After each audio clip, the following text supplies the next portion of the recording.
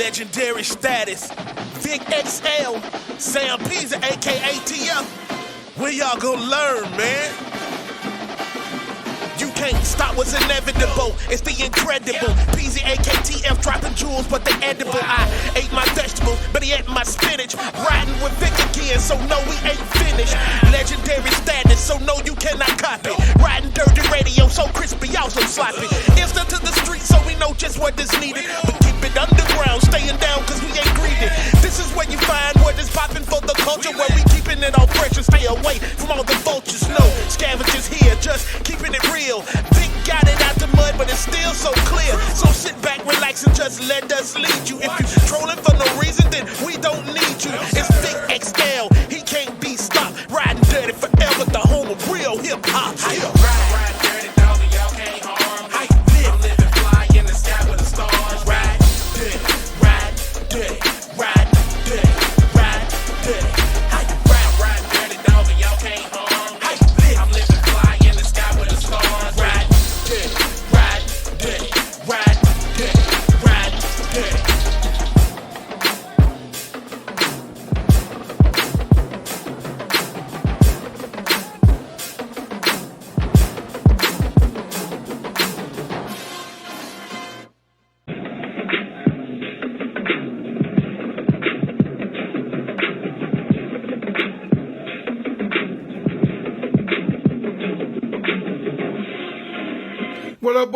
What up, world? It's your boy Vic XL, and this is the Riding Dirty Show, where we bridge the gap between hip-hop and everyday life, man. I gotta start off by saying one time for the good people over at WRFG, 89.3 FM Atlanta, our FM radio home for the past 15 plus years. Please check us out every Thursday night, Friday morning from 3 a.m. to 6 a.m. live on your FM radio dials. I also got to say one time for good people over at live365.com, all right? Through a partnership with live365.com, we've been able to launch our very own media-based tracking internet radio station. All right, now, for those who don't know, media-based means that if your music is played on any of the radio stations that are partnered up with Live 365, then you will receive royalties.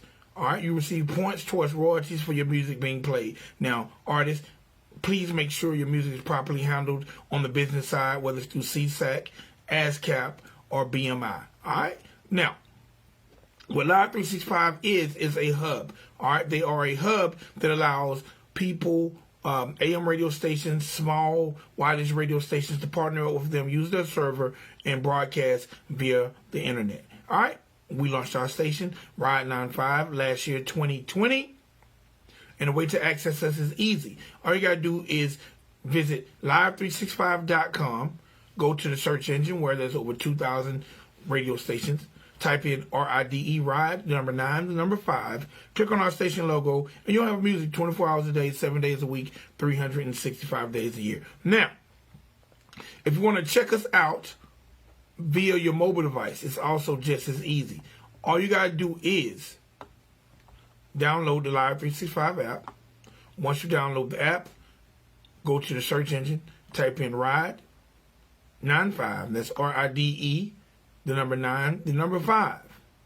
Click on the station logo, and again, music 24 hours a day, 7 days a week, 365 days a year, man. Okay? Please definitely check us out. All right, real quick, one time for our amazing sponsors, the good people over at liquorlollipops.com. All right, liquorlollipops.com. Liquor Lollipops is a premium hard candy designed to taste like your favorite alcoholic beverage. Be sure to visit liquorlollipop.com to get your taste buds drunk. One time for the good people over at Hunted Band Run. That's Hunted Band Run. Hunted Band Run is a luxury clothing line brought to you by the Burning 50. All right? Be sure to visit them at huntedbandrun.com, and that's 100BANDRUN.com. Also, one time for the good people over at El Cornell Michelada Mix. El Cornell Michelada Mix, they have the best homemade Michelada Mix this side of the border, as well as homemade gummies. Visit them on Facebook at El Cornell Mix. And last but not least, one time for our good friends over at J. Lawson Music Group. All right, they are the home of Atlanta's first ever super group, Fulton County, which features Kilo Ali, DJ Taz, and Mr. Flamboyant. Please visit them on Facebook at J. Lawson Music Group. All right, always one time for our amazing sponsors. Please support them. Please let them know that you heard about them on the Riding Dirty Show, which yours truly, Vic X Earl. Okay, all right, now.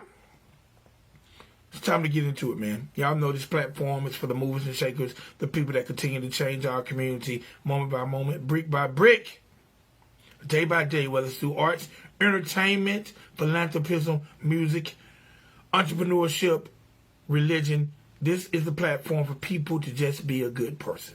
All right, ladies and gentlemen, boys and girls, today is no different than any other day on the Riding Dirty Show. So welcome to the Riding Dirty platform.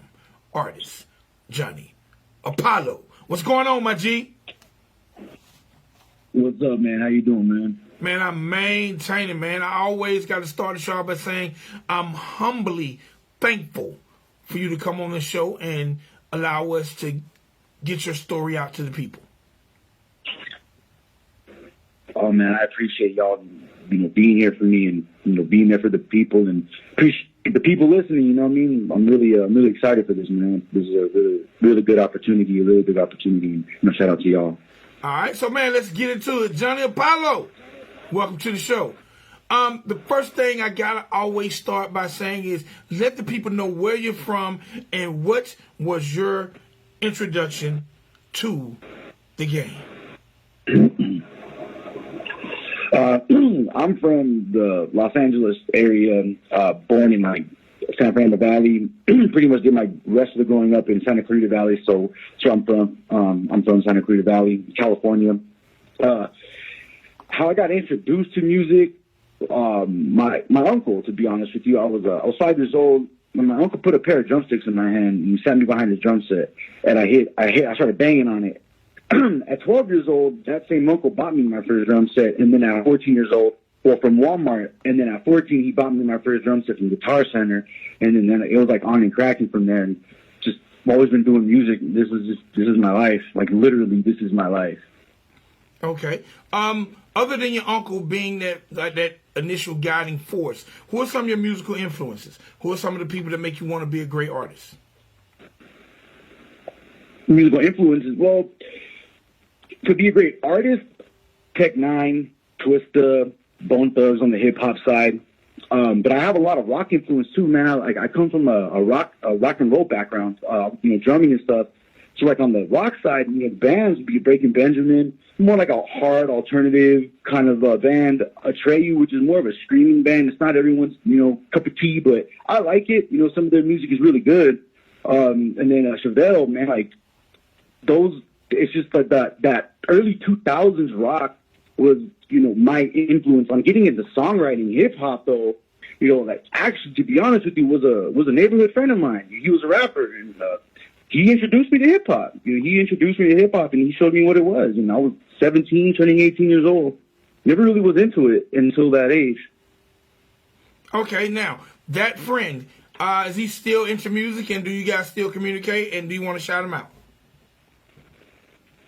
Shout out to Scripps. We don't communicate no more, but I still got love for him. Like, it is what it is, but like, shout out to him. And, I don't know if he does music, to be honest. I hope he does, because honestly, man, that guy's dope, man. Like, dope deserves shine, like, period. He's dope. He's dope. Okay, no doubt. All right, so once he introduced you to the music and the art form, and your uncle put those drumsticks in your hand, what was the next steps when you start your pursuit for stardom and for fame? That honestly didn't come until later. Like I was just loving it at first. I was battle rapping. I was like putting money down. You can find it on YouTube. Johnny Rhymes, JONNYRYMEZ versus Jay Sense, and I won $300 on that one. There was another one I won $600, but that shit never dropped, man. But whatever. Shout out to them. But like so like it was just always like for fun and trying to make a little cash here and there. I had a job, but it wasn't until like 6, maybe 7 years ago 8 years ago is when I buckled down. 12 years ago is when I knew I wanted to do it, but 8 years ago is when I started taking it serious. And like, it's like kind of, it shifted. Like I started meeting people who were doing distribution, who were doing publishing, who were, were on, at that point, DistroKid was popping and they were on DistroKid. And I was like, I need to get on DistroKid. Met someone that got me on DistroKid. And it's just like, I just started meeting people and making the network I needed to make. When I, inside of my mind, shifted like, okay, no, this is a career. I just have to make it into one. Like, I really have to make it into one. Ain't no one going to come along and give me my, here's your schedule. It's like, nah, you want to be your own boss? Here you go. This is your own boss. You got to make it. Okay. All right. Now, when you started to pursue it, like, what was that very first studio experience like for you? I'm sorry. Can you repeat that one more time? Like, when you start to pursue music, what was that very first studio experience like for you? Oh man, the first time, it was in a house, and the dude had just got signed to Warner or something like that, and I knew his dad from when I was a kid. He used to walk me across the street and shit, and just he knew me, and it was really interesting. I was really nervous, just like I am right now, which is why I'm like a little stumbling, not even lie. Like I'm nervous with this one, but like I was really nervous, man. But it was just like it was, I don't know, it was an energy I'd never felt before, and I loved it. I was immediately addicted to it, but it was, I don't know how to explain it other than like I felt at peace. I felt at one. Let me just say it like that. Like I just felt like that's where I belonged, was behind a mic with some headphones on, rapping over the beat. I just, ripped, and it felt good, man. It felt fucking good. All right, man. So I'm still doing it. Man, that booth has been a lifesaver and a place of solace for many of men before you. So I definitely know and have heard about that humbling and that calmness the booth can bring. Do you remember what those rounds were like that first time you hit the studio? I was more lit than the engineer was, because he was, he's already making movements. I'm like, and then the beat got put on, and then he was like vibing with it. He liked the beat, the production I came with, so I knew it. Like at that point, I was like, all right, dope. Like I got a good ear for beats. But it wasn't until I started rapping, he didn't really give me much feedback. And at that point, I was like, all right, the vibes were dope, but inside, I was judging myself, man. I was like, just damn, you didn't get no reaction. This dude didn't say anything. And from that point, I just knew I had to go hard. Like, I don't know, there was something inside of me that wanted to hear people say, you're dope. And that, it went from there. Okay. So you mentioned, like, you started off battle rhyming. What made you fall in love with the battle rhyme aspect of it? And how hard is the transition from being a battle rapper to being a recording artist? Well, battle rapping was back when I was, it's like 8 years ago. 9 years ago, actually, is when I met the dude that got me into battling. But it was, I don't know, like, to be honest with you, man, like, it was difficult, but it was just like an easy transition because I wasn't full-time battle rapping. I was just taking it, here and there. And that's pretty much the money came because I didn't want to battle if it was going to be for free. Like, I don't know. It was just my thought at that point, and people respected it. So no one paid me, but we gambled, so just kind of, it wasn't as difficult as some may think it is because they do it full time. But if it's just where it's where your heart is, man. Let me just keep it real with you. Like, I don't want to sound like a dick, shout out to everyone who does the thing, but this is where your heart lays, and that's where you're going to just, stay. Not meaning to rhyme, but. Okay, well, definitely, you got to have your heart into whatever you're doing. All right, now, you've been doing it. You've been at it for 17 years, chasing the dreams for 11 years. 8 months ago, things popped for you. Talk a little bit about that. 8 months ago, I returned back to music through a personal situation. I had to put the mic down, and but I came back to music, and I did change from Apollo. I wrote the song, and it was my goodbye to music. I was beaten up. Personal things are going on in my life. I'm losing everything. Literally, I lost everything. Not even a fucking penny to my name. Excuse my language. Not even a penny to my name. But like, dang, man, like,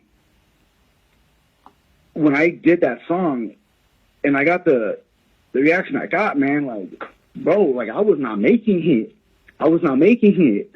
But I dropped the song and it's like, kaboom. Like, what happened? I wasn't supposed to make it, you know, and I'm doing it, man, and I'm all over Google right now. Like, I'm getting, you know, interviews left and right, and, you know, from all sorts of angles, and like, bro, I'm trying not to cry because this shit was not supposed to happen, man, but it was, and, you know, like, that's what it's like. I'm grateful, man. I'm blessed. All right, now, do you know, was it anything in particular? Was it the content of the song, the production? Like, what made this record pop? Like, what do you credit most for this record popping other than, you know, it being what God wanted you to be? The honesty behind it, the honesty and the message of the song is about me, you know, cheating on my ex. Like, I got honest with that. I was stuck on fucking bottles, excuse my language. Like, there was a lot going on in my life at that point, so I just put it all on a song because it was my goodbye. I wasn't, you know, it was just like, here you go, guys, I'm out. And people really gravitated towards the honesty. And I got so many messages, people reaching out to me saying, like, bro, that song is, you know, it means something to them. It's really cool to hear that, dude. It's really cool to hear that. All right. How hard was it for you to record that song? And what was the name of the song? Oh, the name of the song's changed from Apollo, and it was really hard because I was crying. Okay. It was really, really hard to record that song. You can hear it too in some of it, but I left it in there because it sounds raw. It sounds raw. All right. Now, when people hear, first of all, let's talk about the name change. Because you mentioned your name was Johnny Rhymes. Why now Jonni Apollo? I've actually been through a few different name changes. It started off as Rhyme Schemes 101, Rhyme Schemes. I needed to come with something. But later on, it turned into Johnny Rhymes. And then later on, it turned into I2J. And then through a spiritual awakening, it popped into Jonni Apollo, and here I am to stay. Okay. All right. Man, it sounds like an amazing story, like, for real. Like, where are you at right now with the music and with everything that's going on? Where I'm at right now, I'm in the position to where I'm helping artists get on to the next step, you know, and that's like, I'm so grateful I can do that, man, because, like, I finally have artists who take me serious, and that's what I've always wanted. I just wanted people to take me serious because I'm serious about this. Like, this is my life.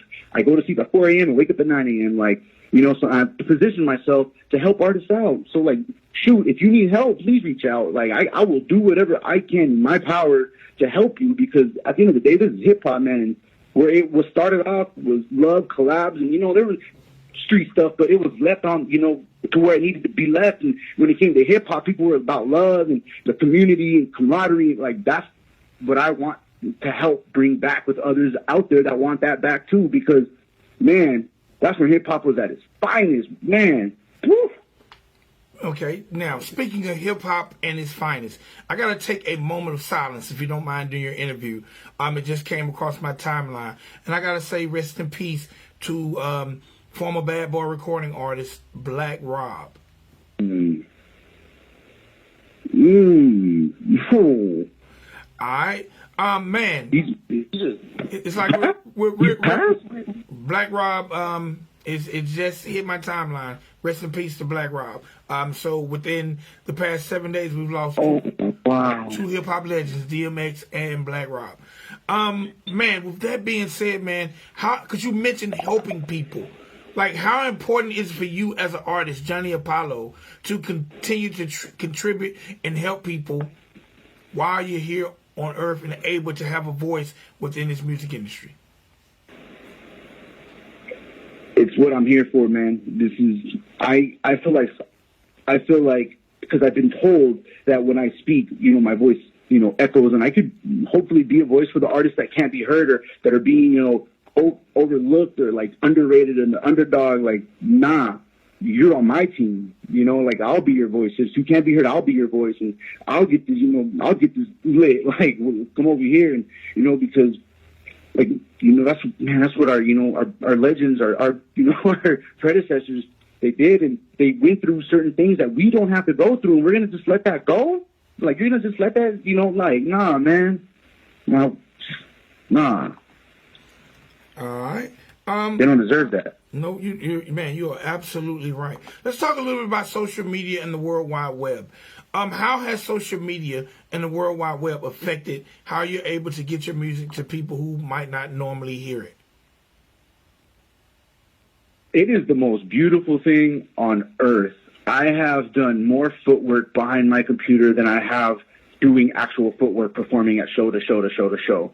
Like, man, I was actually interviewed last night, and he asked me the same question. And I'm able to talk to 20 people at one time online, but when I'm face to face, I'm only one person, and I can only communicate with that one person. Yeah, it's super organic, and they're going to become a super fan, but statistically, you can get 2 to 5 super fans out of 20 people, and you know what I mean? Like, 1 out of 1. Like, it's online, man. If you're not using it to your advantage, you need to figure out how, and that's coming from a loving place, because it is doing really great things for a lot of artists, and I want y'all to eat too, and y'all need to jump on board and like get on board with this for real, because it's killing it. All right. Now, with that being said, how can people find Jonni Apollo on the World Wide Web? Because I'm able to say this now, man, which is really, it's a blessing. Like, if you would like, the easiest way to find me is Google Jonni Apollo, Jonni Apollo, and I promise you, I'll be the first and only Jonni Johnny you will find for 30 pages of Google, and you can do your mass amount of research on me. And if you don't want to do that, you can Jonni Apollo on Spotify, Instagram, Facebook. I am the real Jonni Apollo. All right. Do me one favor, my G. Introduce your record to the world. My record is Chains from Apollo by Jonni Apollo, produced by Dead End Beats, man. Shout out to him. All right, my guy. I definitely appreciate you letting us take this walk in the life with Jonni Apollo, man. You have a blessed day. You too, man. Appreciate you. Thank you.